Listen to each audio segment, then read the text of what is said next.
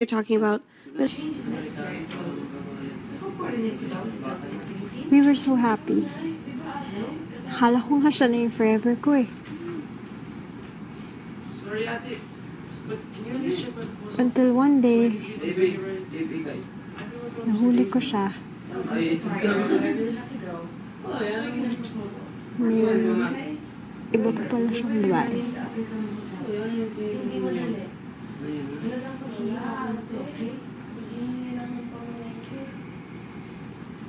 Ate, can you ask your dad if he can do it?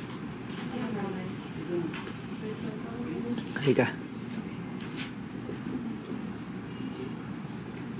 Saan na pupunta? Sa Hong Kong. Tara, basta.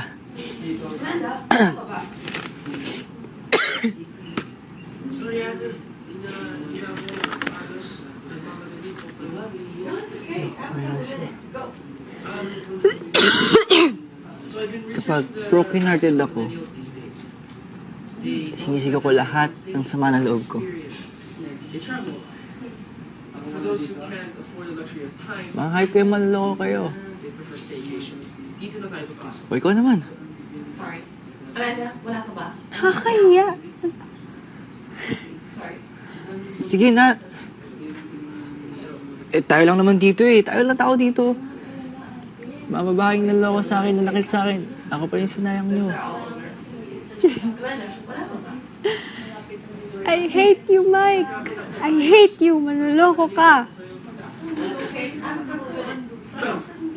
Okay, so I researched your lifestyle. 5 years. They don't spend their money. 5 years. Tapos itatapon mo lang lahat ng yun. For those who At can't afford the eto luxury of naman time, ako. they prefer staycations. Ako naman si Ewan. Tayo papasok. Hanggang ngayon, umaasa pa rin na babalikan mo ako. Go, proceed. Tanga ko? So, Tanga-tanga ko. so like I was saying, Go ahead. I'm listening. Minahal kita. Sorry. Amanda, I gave you everything.